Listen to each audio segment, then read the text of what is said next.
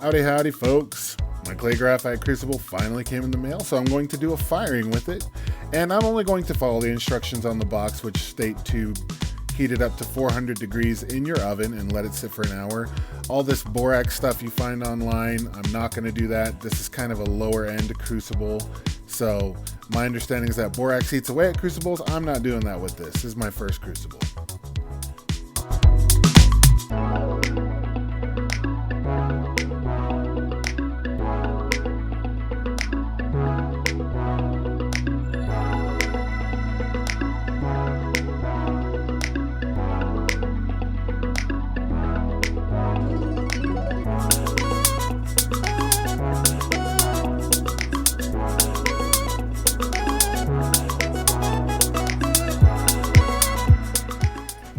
Nothing like some cruddy weather to throw you off a little bit because of the drizzle and having to move everything to where I did in the garage. I'm a little out of sorts with myself, but I'm going to do my best to make it work.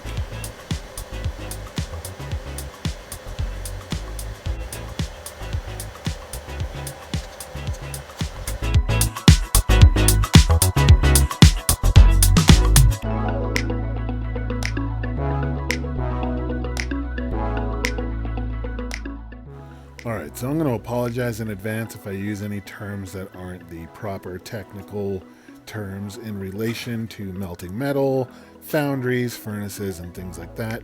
I'm still fairly new at this, and if you have any suggestions, if you stumble across this video, let me know. But as I was saying, as far as issues related to this melt go, what I'm seeing is a problem with the size of the crucible. The crucible is a 3 to 6 kilogram crucible. It's a number 3. And I think that when Grant designed this furnace build, it wasn't designed for a crucible this size. I'm having issues getting charcoal in and down around the crucible. So right now the crucible only has about half of it being covered on the side with charcoal. The other half is pushed against the sand wall, and that is probably making it a little bit of an issue as far as getting the crucible heated up to the proper temperature to melt aluminum. The other issue is that because of the height of the crucible, when I put the lid on, if there's charcoal underneath the crucible to help heat it from the bottom, the lid rests on top of the crucible and not on the wall. So what I may have to do is either dig out the lid to accommodate the top of the crucible, or not put charcoal underneath. I'll have to see what works after this melt and everything gets cooled down. But that is, as it stands, what I'm noticing as far as issues go with this build. And I don't think that piece of aluminum is going to fit in there, so I'll just keep melting cans.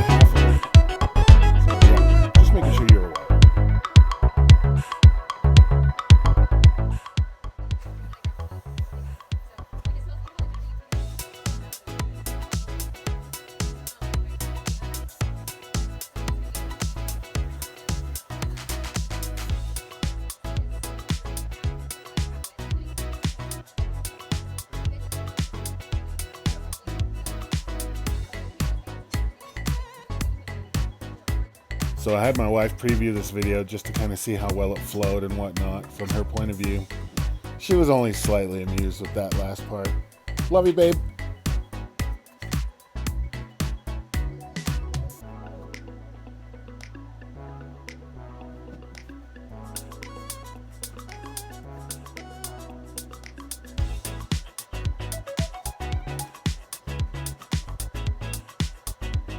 You know, I will tell you, I love watching Big Stack D and ArtByAdrock, and they make this seem so easy. And I'll tell you, it's not. At least not with a charcoal build and kind of learning how to do this, it's not. But I love doing it. This was so fun. I think this is something everybody should give a try. Make up an excuse to do it at least once.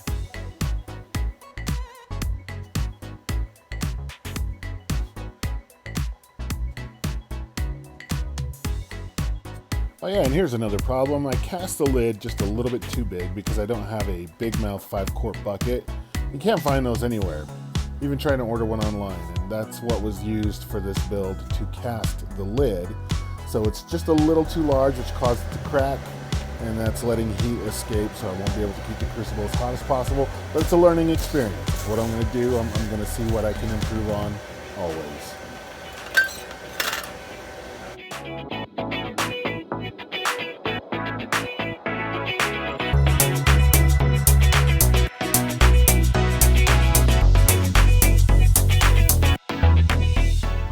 So I said it in my first video, everybody who melts knows this.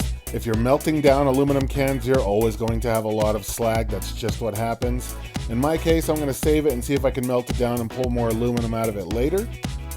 But yeah, that's why you want to melt as much of it as you can to get more, if that makes sense. I don't know. And look at the way that glows. I love the way that looks. You can see where the charcoal wasn't hitting it, where, you know, it's not glowing red or orange. Is it orange or orange? My mother-in-law says orange. She's a New Yorker. That was random. Also a shout out to my coworker Hadley, who is the one that I suggested I buy this mold. It's a cast iron mold. I love that thing.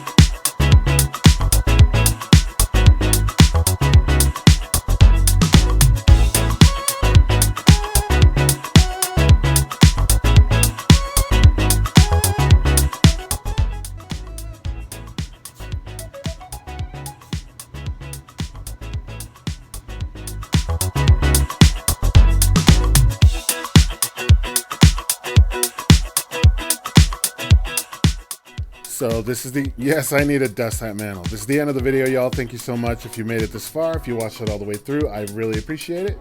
If you want to continue to join me on this journey as I learn about melting and all of these kinds of things, please feel free to like the video, leave a comment, subscribe, give me a suggestion of things I can talk about. Tell me whether you like me voicing or just a beat, all that kind of stuff. Thank you again. Have a good one.